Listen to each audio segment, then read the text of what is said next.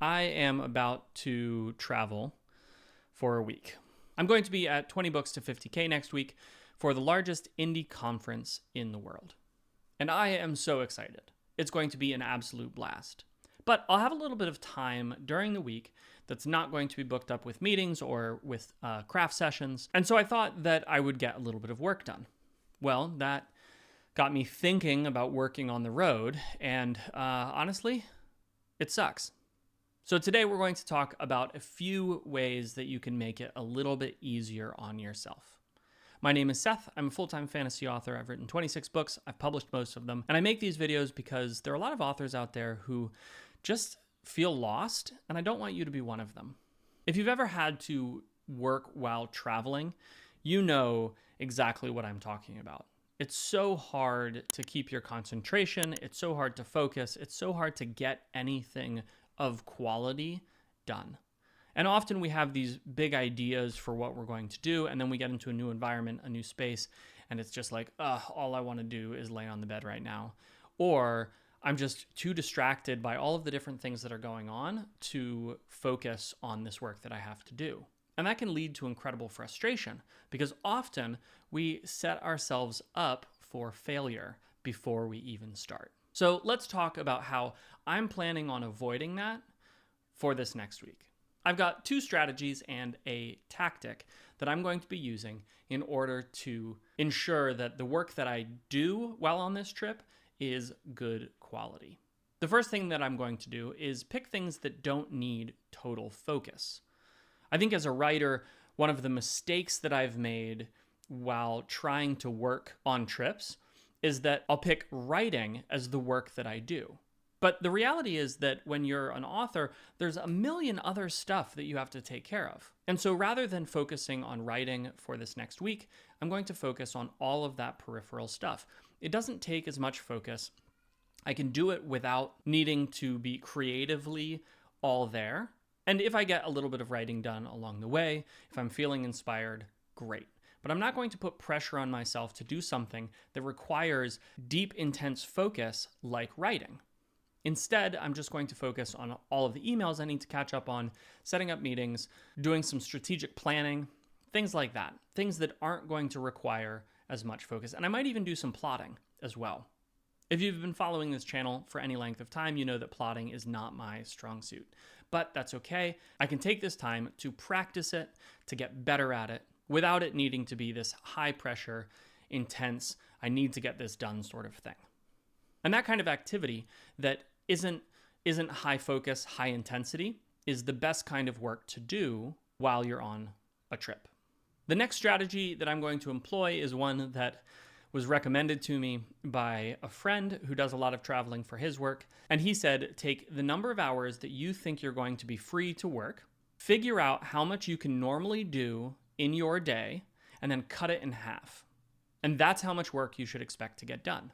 While this sounds sort of strange, like why would you expect to only get half of your work done? Once I actually thought about it, it made sense. Productivity is really a function of attention.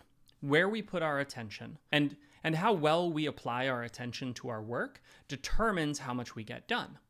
Well, when you're traveling, when you're outside of your regular working space, your attention is fragmented like crazy.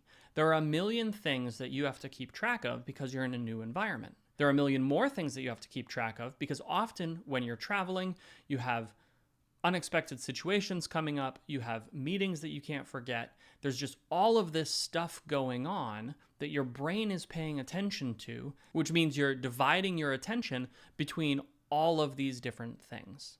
When that happens, you have less attention to give to your work, which means you are going to be less productive.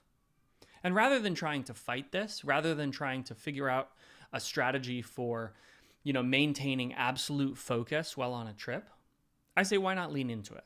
So I'm taking this advice, I'm using this strategy to reduce the amount of work that I expect to get done. And if I do better, great, that's fantastic. But I'm not going to expect myself to perform at an unreasonable standard because that would be silly.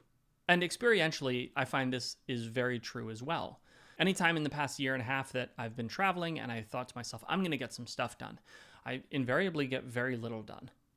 And so rather than setting myself up for failure by expecting peak performance while I'm in this new environment, I'm going to accept that my attention is going to be fractured and I'm going to be working less efficiently. And so I'll just do half the work, and that's okay. And then the tactic that I'm going to be employing in order to ensure that I get something done is setting specific time periods for me to work. Rather than just saying, oh, I have a couple hours here, I'm going to get some work done during that time period, I'm actually blocking my time. I'm saying, okay, from 7 a.m. when I wake up until 8:30 when the conference doors open for the first sessions, I'm going to be doing my work. Humans work best in 60 to 90 minute chunks.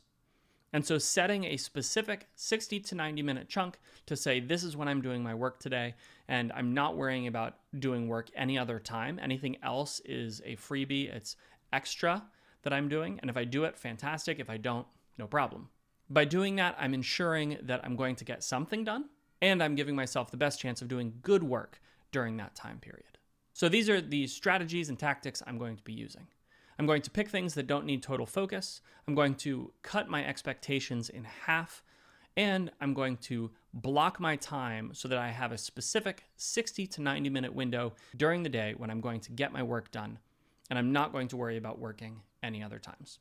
If you're going to be traveling, or if you're just in a new environment and you're struggling to figure out how to work in that environment, these are some things that maybe you can use and hopefully are helpful to you. If you're going to be at 20 Books, I'd love to connect, though this video might be coming out while I'm at 20 Books. So if you're here at 20 Books, I'd love to connect. Leave me a comment and let me know if you have any tips for working while on the road. I'm always looking to optimize my ability to work, so I'd love to hear your thoughts.